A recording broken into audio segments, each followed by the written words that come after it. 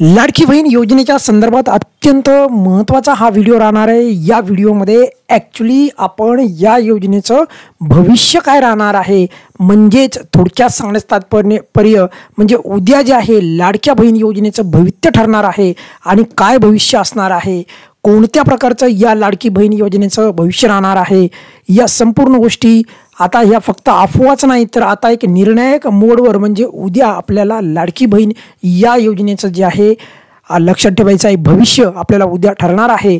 तर या संबंधित आपण या व्हिडिओमध्ये एकदम सविस्तररित्या चर्चा करणार आहोत। व्हिडिओ छोटा असणार आहे पण तुमच्या मनामधला जो 100% जो काही राहिलेला जो काही तुमच्या मनामधला जो काही प्रश्न आहे तर तो क्लिअर करणार आहे आपण या व्हिडिओमध्ये। सर्वात महत्त्वाचं म्हणजे योजना बंद होऊ शकते का, अशाही प्रकारचा आज आपण जर प्रश्न जर उपस्थित केला तर वावगं ठरणार नाही। कारण की आज आणि उद्या म्हणजे उद्या तर तुम्हाला माहिती आहे उद्या तर फिक्स्ड आहे, उद्या या योजनेचं जर का भविष्य काय असणार आहे हे एकदम फिक्स्डच होणार आहे। त्यामुळे कुठल्याच प्रकारचं जे काही संपूर्ण जेवढे बी काही प्रश्न आहेत तुमच्या मनामधले ए टू झेड प्रश्न तुमच्या आपण या व्हिडिओमध्ये डिस्कस करणार आहोत। त्यामुळे व्हिडिओ शेवटपर्यंत पाहायचा आहे। सर्वात प्रथम लक्षात ठेवा, लाडकी बहीण योजना तुम्हाला माहिती आहे राज्य शासनाची अत्यंत बहुचर्चित योजना होती आणि पुढील हप्ता कधी मिळणार याची बरेचशा माता भगिनी आतुरतेने वाट पाहत आहेत। बरोबर, सर्व लाडक्या बहिणींना जे आहे आता मुख्यमंत्र्यांनी माहिती सांगितल्यानुसार जे आहे त्यांनी सांगितलं मुख्यमंत्र्यांनी की नोव्हेंबरच्या शेवटीच्या आठवड्यामध्ये जे आहे वितरण सुरू होणार ही अशा प्रकारची ऑथेंटिक माहिती खुद्द मुख्यमंत्री एकनाथ शिंदे साहेब यांनी स्वतः सांगितलेली आहे। कशाच्या बाबतीत सांगतोय मी, पुढील हप्त्याच्या बाबतीत म्हणजे 6व्या हप्त्याच्या बाबतीत।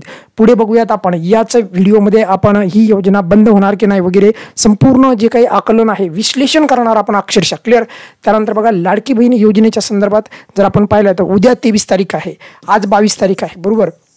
23 तारखेला मतदानाची मोजणी होणार आहे बरोबर, आणि मोजणी होणार आहे म्हणजे दुसऱ्या शब्दामध्ये सांगायचं म्हणजेच काय, सरकार कुणाचं येणार आहे ते समजणार आहे। म्हणजे एकनाथजी शिंदे साहेबाचं सरकार आलं तर तुम्हाला माहिती आहे लाडकी बहीण योजना मग जी आहे चालू राहणार आहे बरोबर। पण जर सरकार बदललं तर मग काय होणार वगैरे, कारण आता हे संपूर्ण झालेलं आहे त्यामुळे आपण आता चर्चा करायला एकदम बिंदास्त आहे क्लिअर। कारण हे मतदानाच्या अगोदर आपण न चर्चा करता आपण आता याच्यासाठी चर्चा करत आहोत की तुम्हाला एकदम स्पष्टपणे कुठल्याही बाजूने न बोलता तुम्हाला विश्लेषण करता आलं पाहिजे, या अनुषंगाने हा व्हिडिओ असणार आहे क्लिअर। मग आता बघा की 23 तारखेला जे आहे काय होईल की सरकार कोणते येणार आहे हे स्पष्ट होईल बरोबर।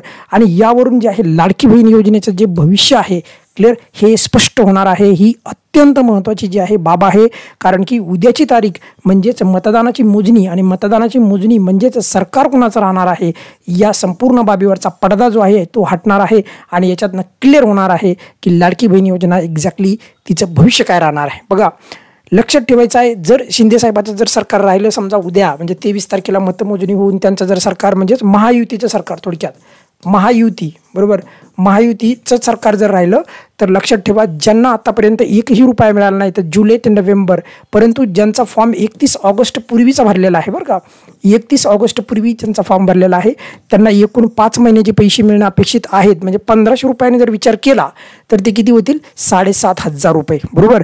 आणि डिसेंबरचा महिना म्हणजे 6वा महिना तो किती मिळेल, वाढीव मिळणार आहे तो, हालाकी तो 1500 ऐवजी 2100 रुपये मिळणार आहे। म्हणजे संपूर्ण रक्कम किती होईल मग 9600 रुपये। पण हे कधी घडणार, ज्यावेळेस लक्षात ठेवायचं मुख्यमंत्री एकनाथ शिंदे म्हणजे महायुतीचं सरकार आलं तर हे आकडा तुम्हाला मिळू शकतो।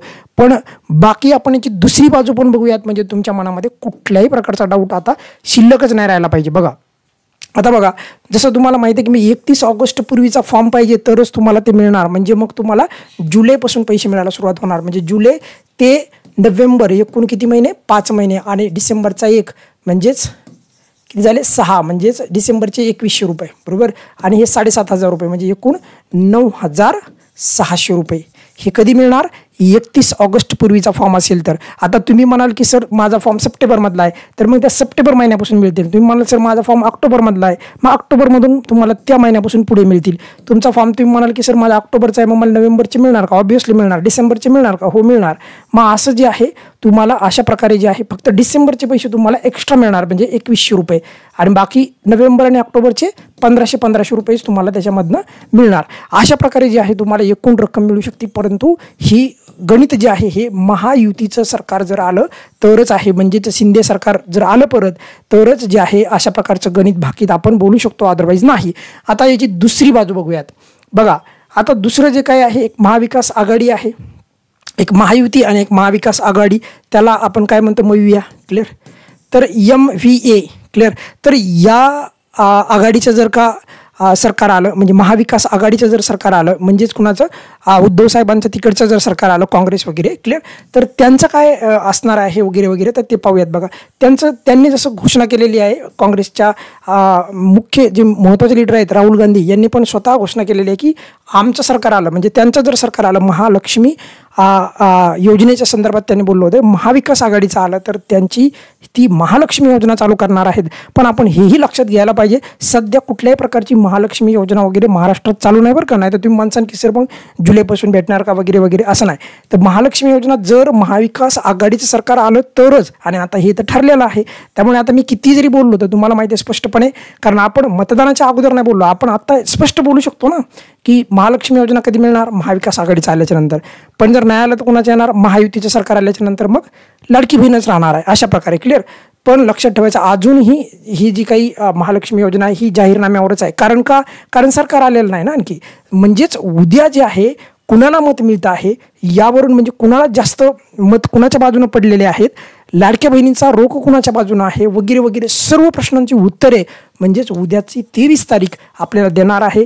आणि 23 तारीख म्हणजेच मतमोजणी. 23 तारीख म्हणजेच काय, तर मतमोजणी होणार आहे. आणि मतमोजणी म्हणजेच काय, तर संपूर्ण भविष्य जे आहे लाडक्या बहिणी योजनेचं या उद्याच्या 23 तारखेमध्ये बंदिस्त आहे, म्हणजे उद्याच्या दिवसामध्ये बंदिस्त आहे. त्यामुळेच मी म्हणतो आहे तुम्हाला की लाडक्या बहिणी योजनेचं जे भविष्य आहे ते ठरणार आहे. लक्षात ठेवा, तुम्हाला कुठल्याही प्रकारचे पण घाबरू नका, म्हणजे गोंधळून जाऊ नका की मग बंद होणार का सर वगैरे वगैरे, नाही. कुठल्या ना कुठल्या स्वरूपामध्ये योजना राहणार आहे. एक तर लाडकी बहीण राहील, नाही तर मग तुम्हाला माहिती आहे महालक्ष्मी योजना येईल, क्लिअर. आता त्या संबंधित पण आपण जे आहे सरकार ज्यावेळेस जे बी सरकार येईल त्या सरकारच्या आपण मागे लागून आपण महालक्ष्मी योजना आपण पटकन राबवण्याचा प्रयत्न करूयात. आणि अदरवाईज जर का समजा हेच सरकार आलं परत सत्तेमध्ये तर लाडकी बहीण ही योजना आपली चालू राहणार आहे, अशा प्रकारे मी बोलतोय तुम्हाला स्पष्टपणे, क्लिअर. लक्षात ठेवा, व्हिडिओ जर आवडला असेल तुम्हाला तर लाईक करायचा आहे आणि तुम्ही कमेंट पण करायचं. कोणताही जर प्रश्न असेल तुम्हाला योजने संदर्भात तर तुम्ही बिंदास्त व्हिडिओच्या खाली मला विचारायचं आहे. व्हिडिओ शेअर पण करायचा आहे आणि नक्की लक्षात ठेवा चॅनलला सबस्क्राईब करायचं आहे. पण लक्षात ठेवा तुम्ही लाईक करत जा, क्लिअर. लाईक जर नाही केलं तर मग व्हिडिओ जास्तीत जास्त लोकांपर्यंत जात नाही, आणि लाईक करणं अत्यंत गरजेचं आहे. आणि सबस्क्राईब पण करा, क्लिअर. आणि तुम्हाला इथे डेली अपडेट मिळणार आहे या चॅनलवर, त्यामुळे काळजी करायची गरज नाही.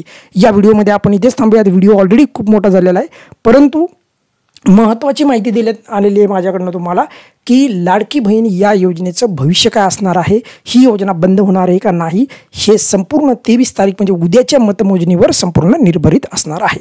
धन्यवाद.